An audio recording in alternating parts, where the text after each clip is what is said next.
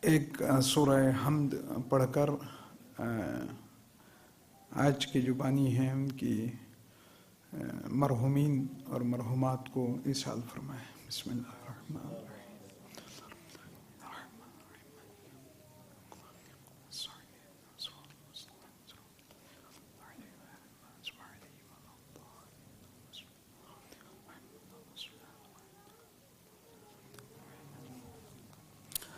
اعوذ باللہ من الشیطان اللعین الرجیم۔ بسم اللہ الرحمن الرحیم۔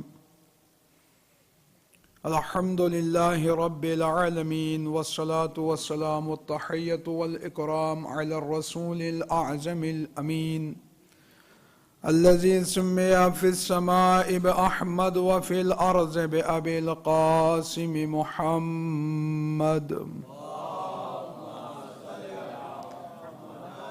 وآله الأطيبين الأطهرين المعصومين المظلومين المنتجبين الميامين ولعنة الدائمة على أعدائهم وغاصب حقوقهم ومنكر فضائلهم والشاكين فيهم والمنحرفين عنهم إلى قيام يوم الدين. أما بعد، فقد قال رسول الله صلى الله عليه وآله وسلم: مثل أهل بيتي كمثل سفينة نوح من ركبها نجا ومن تخلف عنها زل فغرق وهوى. بلند آواز میں صلوات پڑھیں محمد وآل محمد پر۔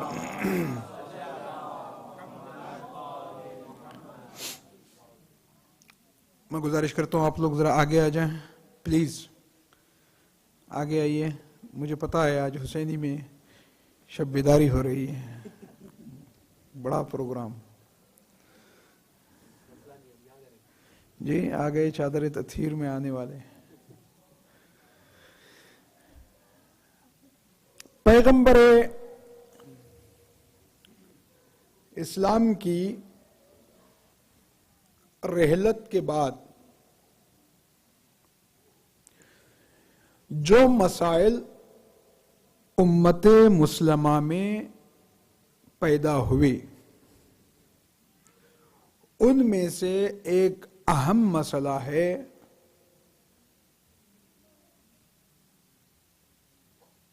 جعلی حدیثیں بنانے کا۔ جب تک نبی کریم حیات رہے کسی میں اتنی جرأت نہیں تھی کہ پیغمبر کے نام سے کوئی حدیث کوئی صحابی گڑھ دے۔ نبی کی آنکھ بند ہوتے ہی جعلی حدیثوں کے وضع کرنے کا ایک سلسلہ چلا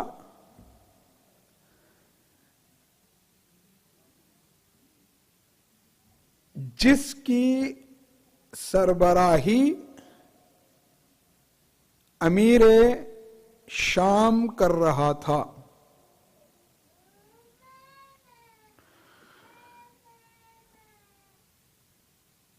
جعل ساز آرگنائزیشن جو بنا تھا اس زمانے میں، اس کی تعداد بہت بڑی تھی۔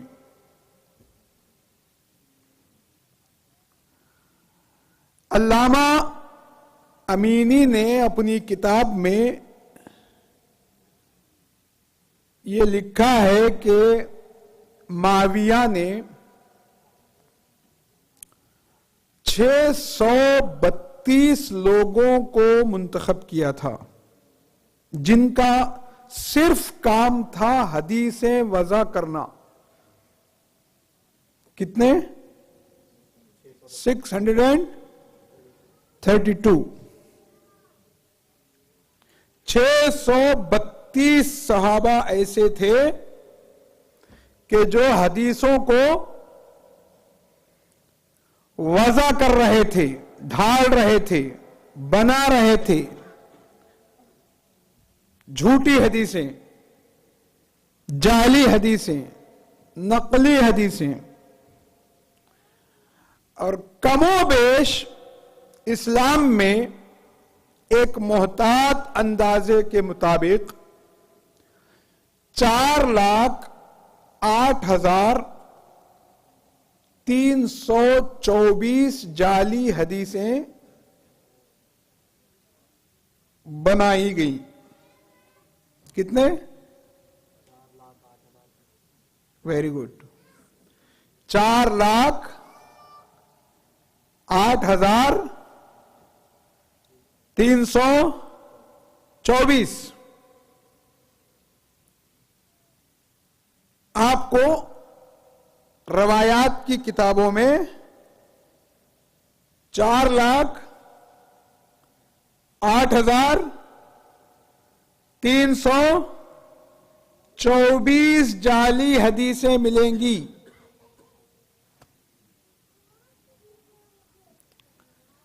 یہ دماغ کا تیل ہے.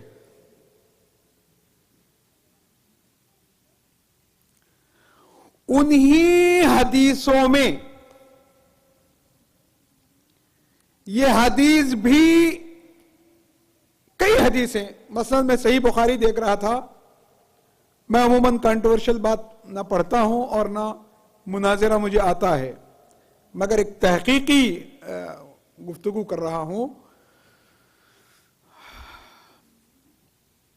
صحیح بخاری میں نے ایک حدیث دیکھی کہ پیغمبر اکرم نے فرمایا جنت کی جو کھجور ہوتی ہے وہ 12 ہاتھ لمبی ہوتی ہے. کتنی؟ جنت کی کھجور 12 ہاتھ. میں سوچ میں پڑ گیا، یا اللہ جب جنت کی کھجور 12 ہاتھ لمبی ہے تو پھر کیلا کتنا لمبا ہوگا بھئی جنت کا. میں بہت حیران ہوا. مسلمانوں کو کوئی اور کام آتا نہیں ہے کرنا. ہمیں کوئی کام روز اول سے لے کر آج تک ایک ہی کام آتا ہے، بیتکی باتوں میں پڑنا. اپنی انرجی کو سطحی باتوں میں لگانا، اپنی طاقت، اپنا پیسہ، اپنا علم، اپنی سائنس، اپنا دماغ کس چیز میں لگانا؟ آج مسلمان سائنس سے ہار چکا، ٹیکنالوجی سے ہار چکا، امریکہ سے ہار چکا، رشیا سے ہار چکا. وہ معمولی ایٹم بم تو کیا، معمولی کیلکولیٹر بھی نہیں بنا سکتا. ایک کام کرنا اسے اچھا آتا ہے، بیل کو ٹانگ مار کے کیسے گرایا جائے اور اس کے اوپر اللہ اکبر چھری کیسے پھرائی جائے.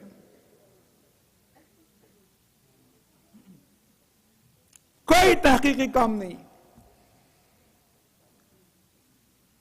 مصطفیٰ کمال اتا ترک، نام سنا آپ لوگوں نے؟ ترکی میں 1919 میں حاکم ہوا. حکومت مصطفیٰ کمال اتا ترک کے ہاتھوں میں آئی.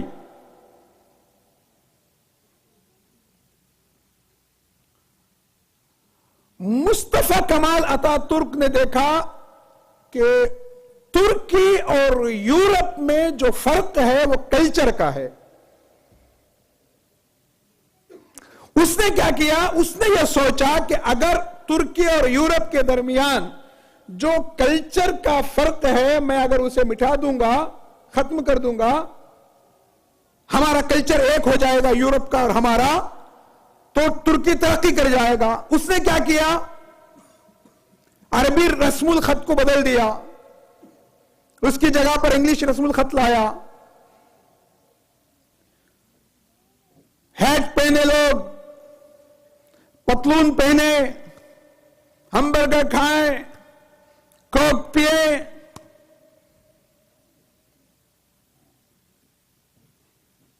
میوزک پہ تھرکے.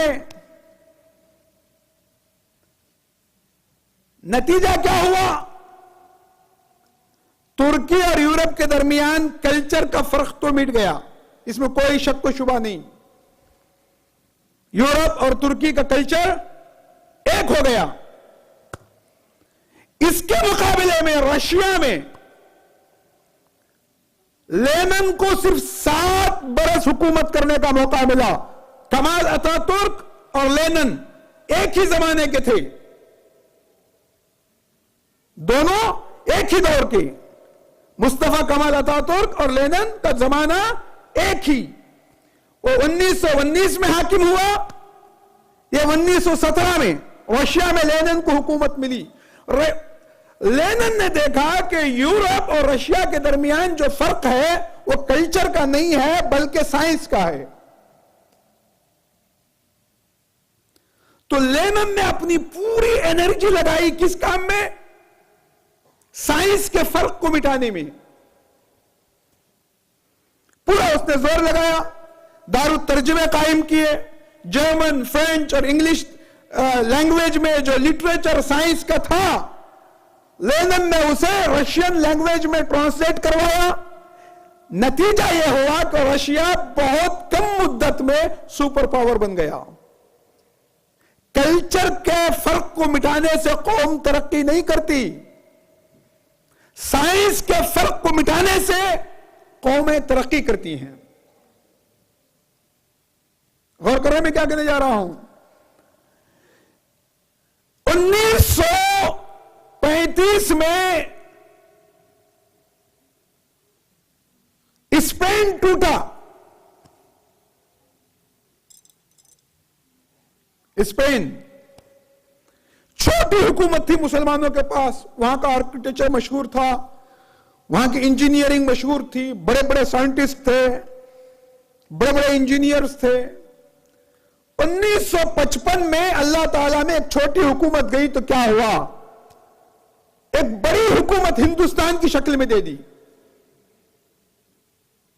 20 سال کے بعد, اسپین کے ٹوٹنے کے برابر 20 سال کے بعد اللہ تعالیٰ نے مسلمانوں کو ہندوستان کی شکل میں ایک بڑی سلطنت دے دی. اسپین کے جو بڑے بڑے سائنٹسٹ تھے, نہ ان کو سعودی نے بلایا, وہ بھاگنے لگے وہاں سے. وہ بھاگے تو ان کے لیے کسی نے اپنا دروازہ نہیں کھولا, کسی مسلم ملک نے ان کے لیے اپنا دروازہ نہیں کھولا. نہ سعودی نے بلایا, نہ ترکی نے بلایا, نہ مصر نے بلایا.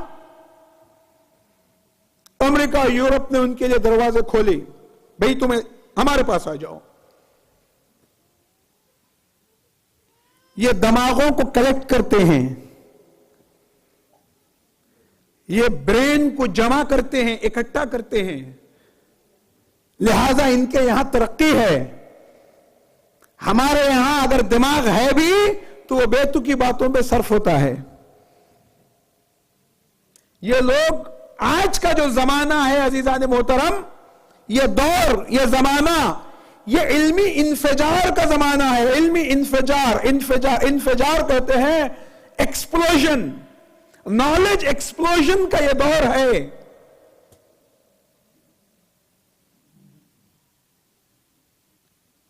ہمارا دماغ آج جن چیزوں میں لگا ہوا ہے مسلمانوں کا,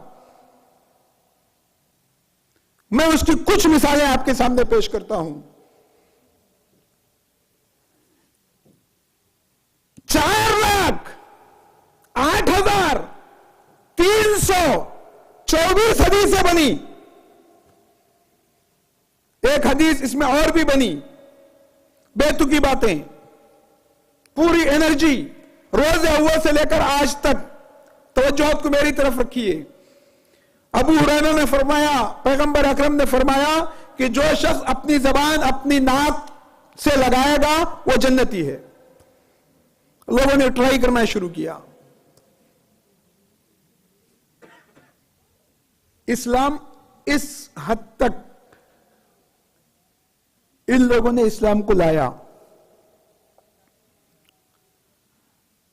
غلط اور بے تکی اور سطحی باتوں میں انرجی اتنی صرف ہوئی ہماری,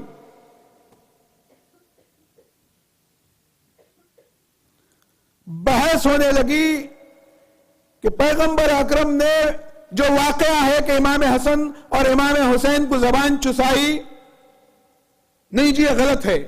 کیوں؟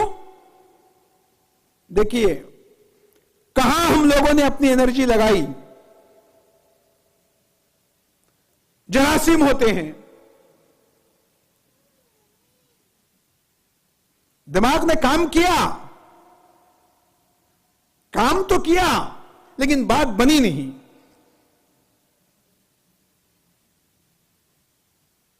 بڑی توجہ چاہتا ہوں. کام تو کیا، اعتراض تو کیا لیکن بات بنی نہیں. اچھا آج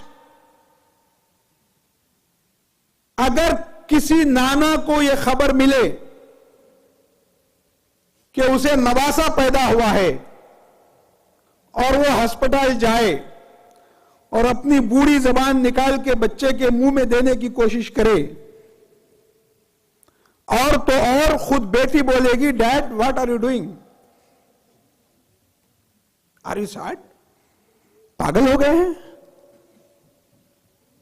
ڈیڈ جراثیم ہوتے ہیں، بیکٹیریا ہوتے ہیں. اگر کل بھی جراثیم تھے اور پیغمبر اکرم نے امام حسن کے منہ میں اپنی زبان دی تھی تو فاطمہ کو بولنا چاہیے تھا، اعتراض کرنا چاہیے تھا کہ بابا یہ آپ کیا کر رہے ہیں.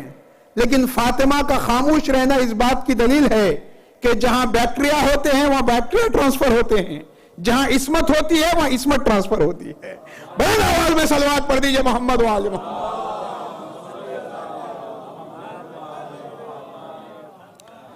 مولانا وحید الدین خان ایک بڑے اسکالر ہیں ہندوستان کے، کئی کتابیں انہوں نے لکھی. انہوں نے ایک شوشہ چھوڑا.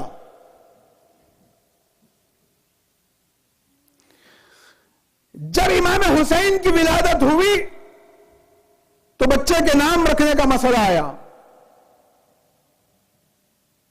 کہ نام کیا رکھا جائے بچے کا.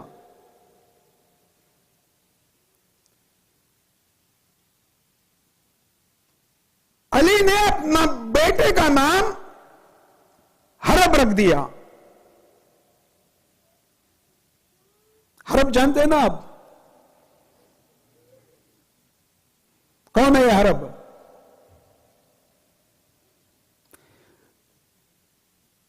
بنی امیہ کا شجرہ جس سے چلا. علی کو کوئی اور نام پسند نہیں آیا. اتنے میں پیغمبر اکرم آئے. مولانا وحید الدین خان لکھتے ہیں اتنے میں پیغمبر اکرم آئے. کہا یا علی تم نے اس بچے کا نام کیا رکھا ہے؟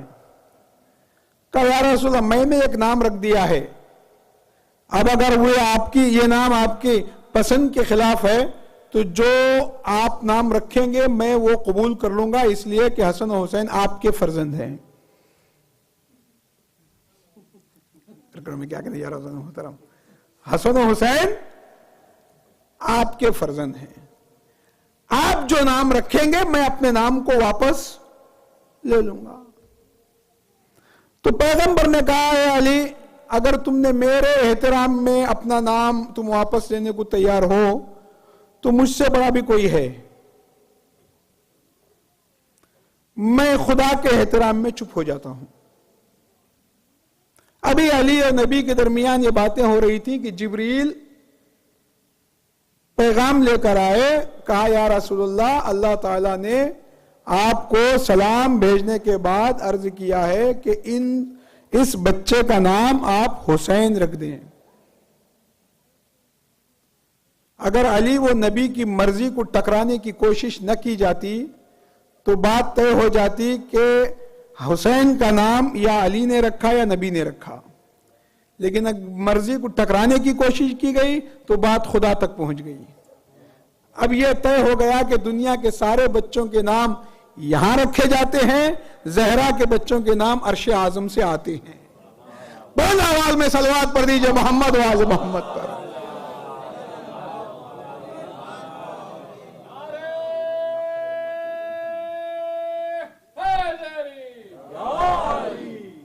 آپ لوگ لطف آ رہا ہے؟ سست تو نہیں ہے آپ لوگ؟ میں تھکا ہوا ہوں بھی.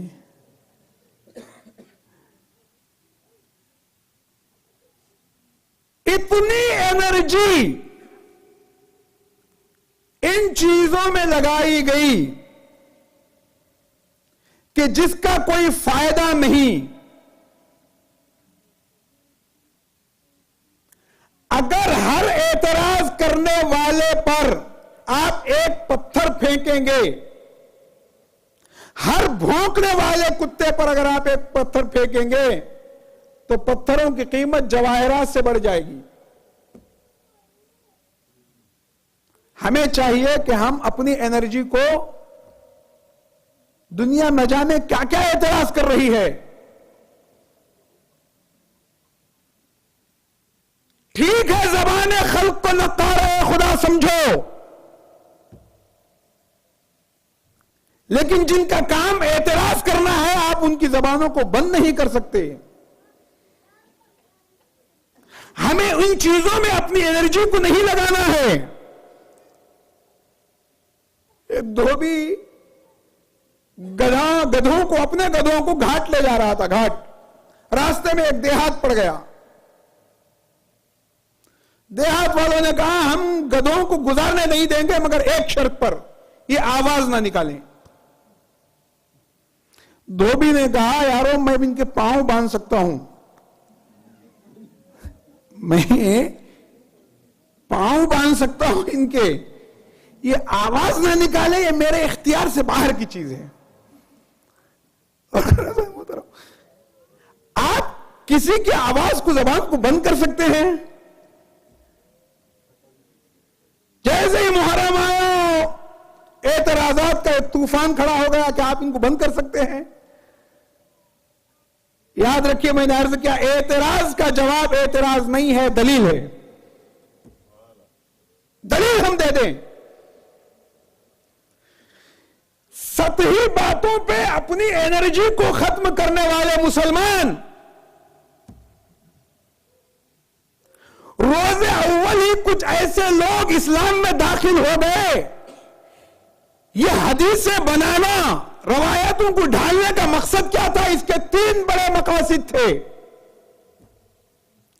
پہلا مقصد مذہب کو مشکوک بنانا. کیوں کیا گیا یہ کام؟ ایسی باتوں میں کیوں پبلک کو الجھایا گیا؟ اس کے 3 بڑے مقاصد تھے. پہلا مقصد مذہب کو مشکوک بنا دینا. دوسرا مقصد اہل بیت کی عظمت کو گھٹا کر ان کے احتجاج کو بے قیمت بنانا. اور تیسرا مقصد عوام کو بے تکی باتوں میں الجھا کر اپنی کرسی کو مضبوط کرنا. دشمن ہر دور میں یہ 3 کام کرتا ہے. کسی کی عظمت کو گھٹانا ہو تو اس کے احتجاج کو بے قیمت کر دو. پبلک کو ایسے بیکار کاموں میں الجھا دو کہ وہ حکومت کی طرف رخ بھی نہ کریں. عزیزو ہر دور میں یہ ہوتا ہے اور ہوتا آ رہا ہے. یہ جو مسلم امت کے اوپر جو بمباریاں ہو رہی ہیں، یہ جھگڑے جو ہو رہے ہیں، آپ کیا سمجھتے ہیں؟ انہیں اپنی کرنسی کو مضبوط کرنا ہے، انہیں اپنی اکنامی کو مضبوط کرنا ہے. انہیں پتا ہے کہ جس دن ان کی اکنامی ٹوٹی، کسی زمانے میں گولڈ ہوا کرتا تھا، جتنا خزانے میں گولڈ ہوگا اتنا روپیہ چھاپا جائے گا. 70s کے بعد تو انہوں نے گولڈ کی سسٹم کو ختم کر دیا. اب انہوں نے اپنی کرنسی کو دنیا میں پھیلا دی. انہیں خبر ہے کہ اگر ہماری کرنسی ڈاؤن ہوئی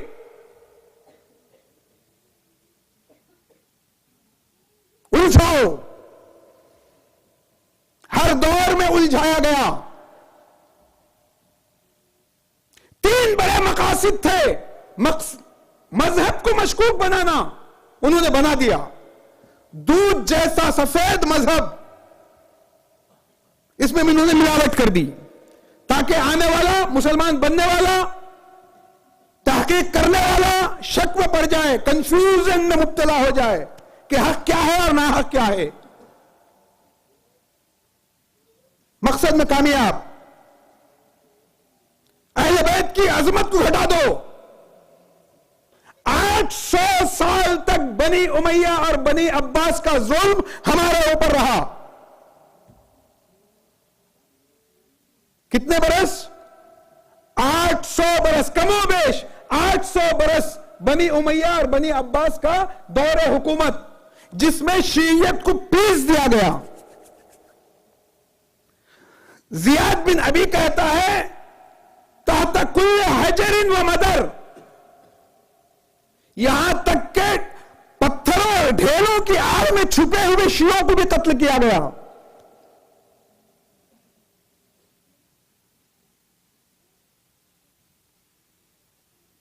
پتھروں کی آڑ میں چھپے ہوئے شیعوں کو بھی۔ لیکن شیعہ مذہب کوئی تقلیدی مذہب نہیں ہے، یہ وراثتی مذہب ہے۔ اس مذہب میں حکمرانوں سے ٹکر لینے کی صلاحیت پائی جاتی ہے، اور ہر دور میں بڑی طاقتوں سے اس مذہب نے ٹکر لی ہے۔ وہ اور مذاہب ہیں کہ جن کی بقا کے لیے حکومت نے آسرا دیا، لیکن حق والوں نے بے سر و سامانی کے عالم میں خدا پر بھی بھروسہ کیا۔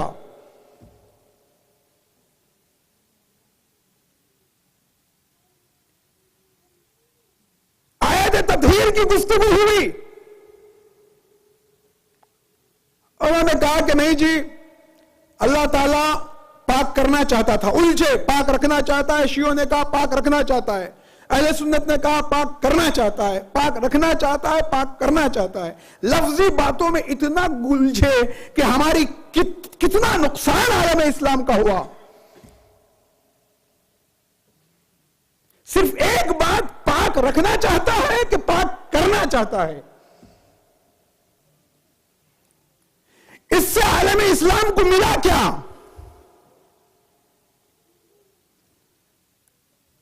آیت تطہیر ہے سورہ احزاب کی۔ کب نازل ہوئی آیت تطہیر؟ آپ کو پتا ہے آیت تطہیر کب نازل ہوئی؟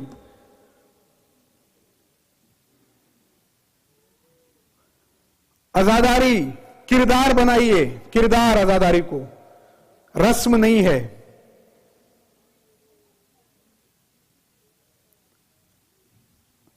ایک گلاس میں، ایک گلاس آف واٹر آپ لیجئے، اس میں ایک کنکر کو ڈالیے، کنکر جا کے گلاس کی تہ میں بیٹھ جائے گا، کنکر پر پانی کا کوئی اثر نہیں ہوگا۔ لیکن اگر آپ ایک گلاس پانی میں تھوڑا سا رنگ ملا دیجئے، رنگ پانی میں گھل مل جائے گا۔ اسلام ہماری زندگی میں کنکر کی طرح کہیں بیٹھ نہ جائے کہ میں محرم ہو گیا، مجلسیں کر لی، رمضان آ گیا، کھینچ کے کسی طرح روزے پورے کر لیے۔ اسلام کنکر کی طرح نہ بیٹھے، رنگ کی طرح ہماری زندگی میں گھل مل جائے۔ کب آیت کریمہ نازل ہوئی ہمیں خبر نہیں ہے۔ لاکھوں ڈالر کا سرمایہ ہمارا صرف ہوتا ہے، کبھی ہم نے اس کی طرف غور بھی کیا کہ ہم نے اس کو رسم بنایا ہے یا اسے تحریک بنایا ہے؟ یہ کوئی عزاداری ایک موومنٹ ہے، عزاداری کوئی ٹریڈیشن نہیں ہے۔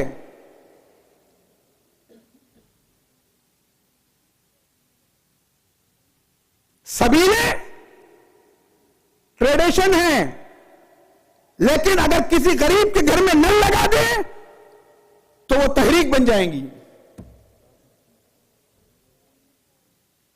اور ماتم، یہ اگر خالص ماتم رہا تو یہ ٹریڈیشن ہے، لیکن اگر ہم نے اپنے دونوں ہاتھوں کو کسی مظلوم پر اٹھنے سے روک لیا تو یہ تحریک ہے. خیام حسینی کے جلنے پر رونا گریا کرنا یہ خالی رونے کی حد تک ہو تو یہ ٹریڈیشن ہے، لیکن کسی کے گھر کو لوٹتے ہوئے نہ دیکھنا یہ تحریک ہے. گھل مل جائے. آیت تطہیر امام حسین کی ولادت کب ہوئی، امام حسن کی ولادت کب ہوئی؟ کم از کم آیت تطہیر نازل ہوئی 8 ہجری کی بگننگ میں. چادر تک آنے کے لیے پہنچ چاہیے نا، بشری اعتبار سے اگر ہم اس کا آپریشن کریں یا انالیسس کریں، اس کا چادر تطہیر تک آنے کے لیے چل کر آنا ہوگا. 8 ہجری کی ابتدا میں پیغمبر اکرم کی رحلت کب ہوئی؟ عمر کیا تھی؟ جس وقت پیغمبر اکرم کی رحلت ہوئی اس وقت پیغمبر اکرم کی عمر کیا تھی؟ جی 63. پورے اعتماد کے ساتھ بولیے. معلوم ہے پورے اعتماد کے ساتھ. یقین ہے تو پھر رکنا کیسا؟ امیر المومنین کہتے ہیں یقین ہے تو پھر رکنا کیا، جھجکنا کیا، کھول کے بولو. 63.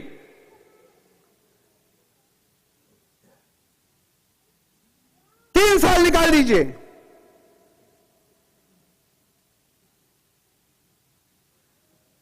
آٹھ ہجری میں آیت تطہیر نازل ہوئی ہے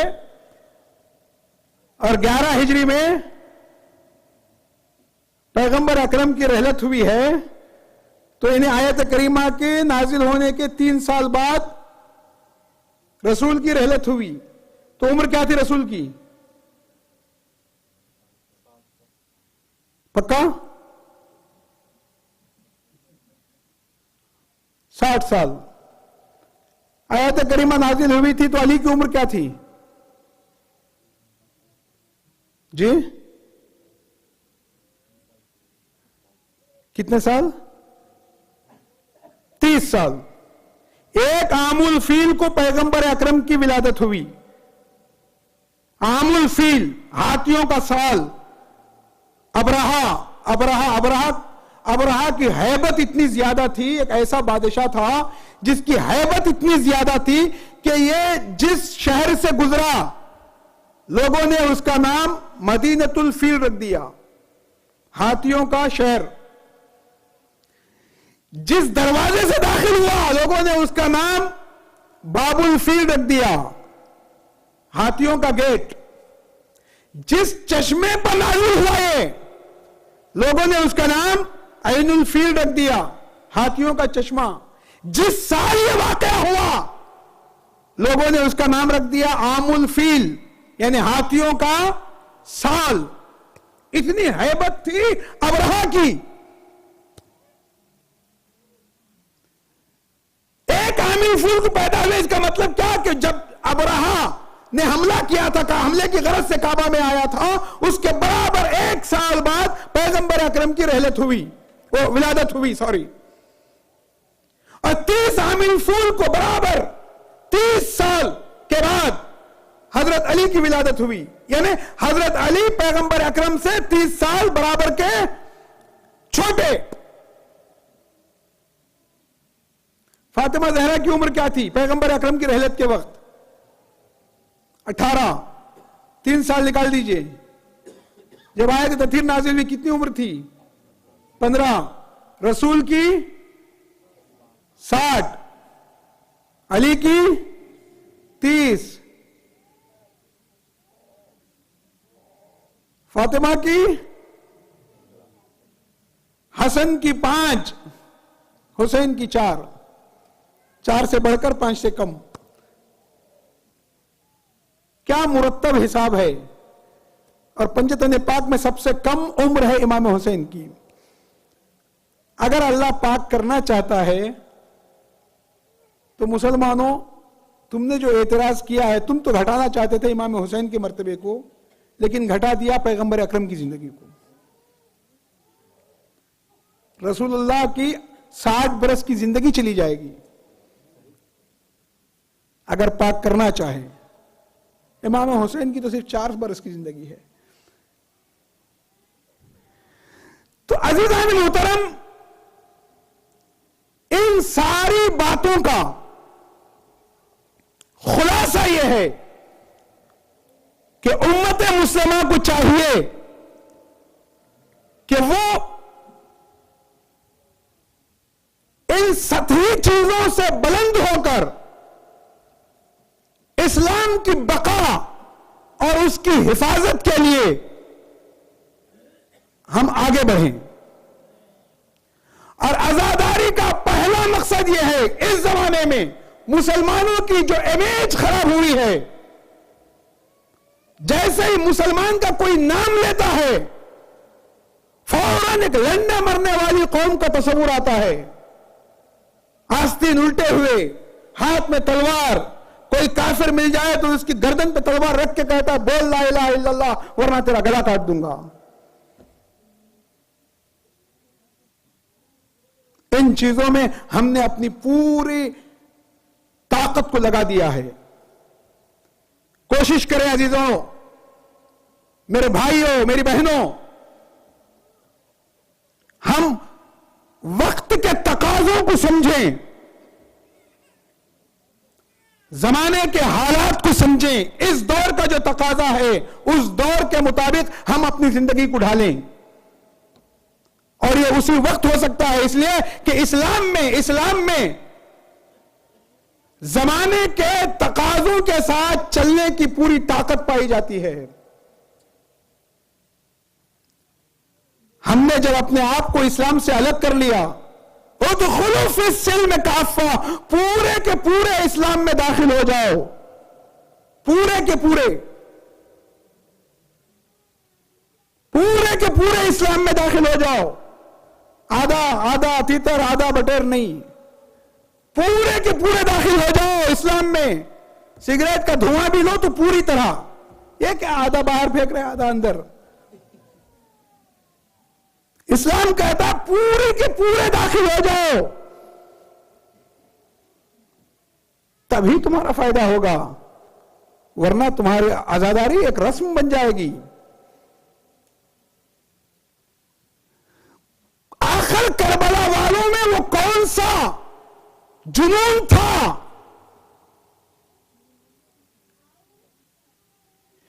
کہ جس نے انہیں موت کے سامنے ڈٹ کر کھڑے ہو جانے کا حوصلہ عطا کیا۔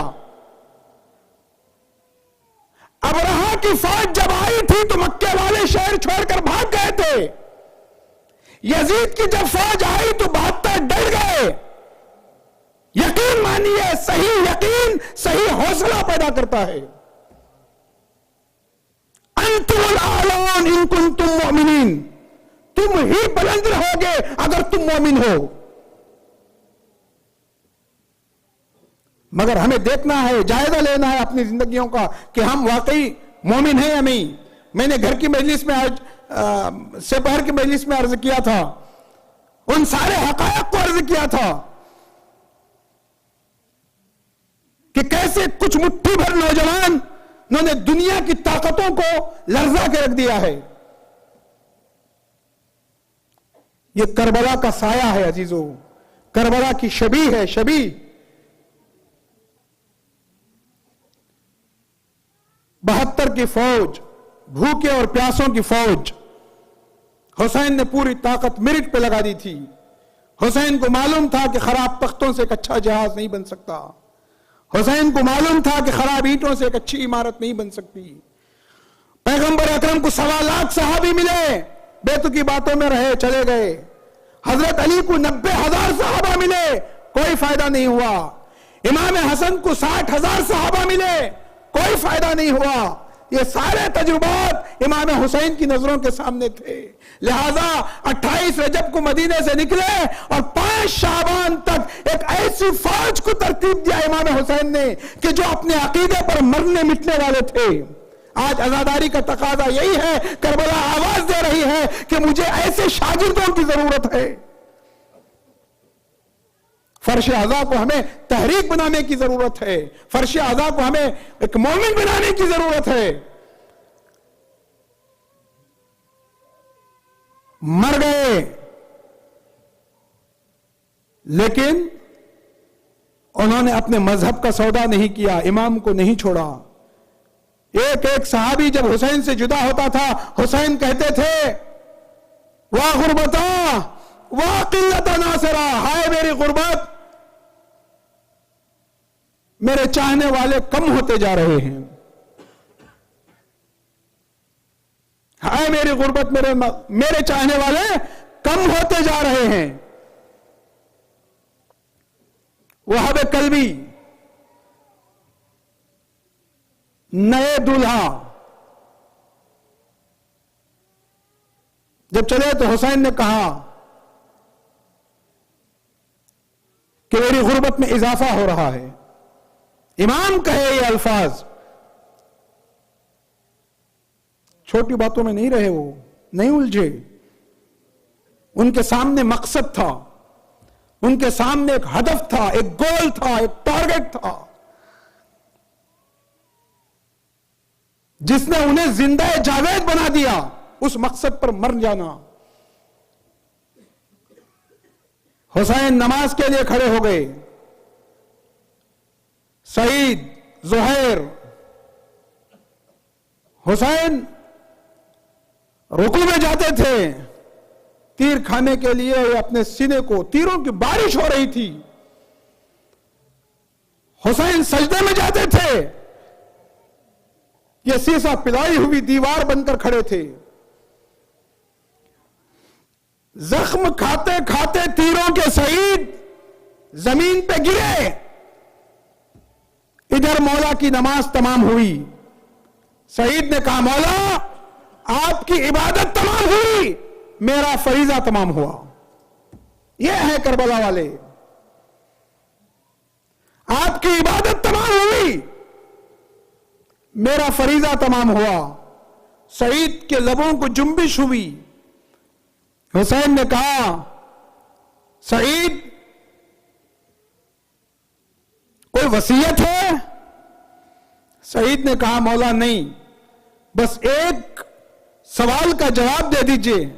ہل رضیت عنی یا مولا، مولا کیا آپ مجھ سے راضی ہو گئے؟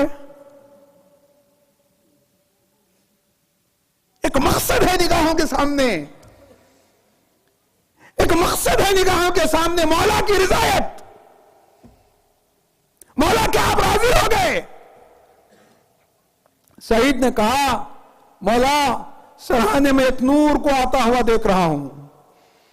حسین نے کہا سعید میرے نانا رسول آئے ہیں. سعید نے کہا مولا داہنی جانب ایک نور آ رہا ہے. حسین نے کہا سعید میرا بابا علی آ رہا ہے. سعید نے کہا مولا میرے بائیں جانب میں ایک نورانی شکل کو دیکھ رہا ہوں. حسین نے کہا سعید میرا بھیا حسن آیا ہے. سعید نے کہا مولا میرے پائیں سے ایک نور آ رہا ہے.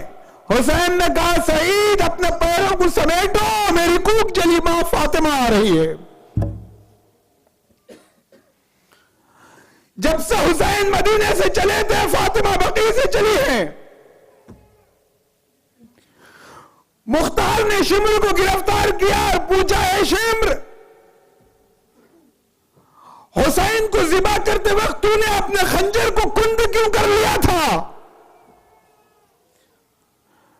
تو شمر نے کہا مختار میرا خنجر تیز تھا، لیکن میں کیا کرتا کہ جب میں حسین کے سینے پر سوار ہوا اور حسین کے گلے کو ذبح کرنا چاہتا تھا تو میں نے دیکھا کہ ایک بیوی اپنے بالوں سے زمین کربلا کو جھاڑتی ہوئی آئی اور کہا اے شمر میں نے اس بچے کو بڑے دکھوں سے پالا ہے، چکیاں پیس پیس کے میں نے حسین کو پالا ہے، اور اپنی انگلیاں حسین کے گلے پر اس نے رکھ دی.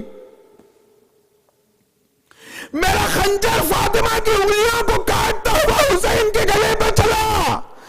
مقاتل لکھتے ہیں کہ حسین کا رخسارہ فرات کے کنارے تھا،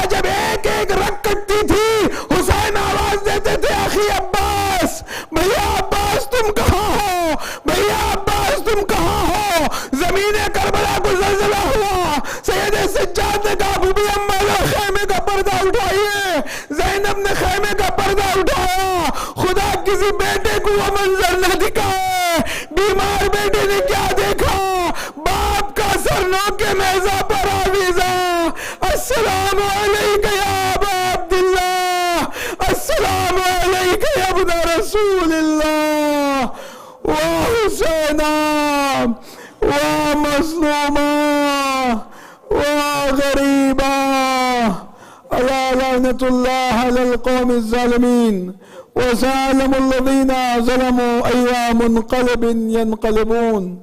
ماتم حسین.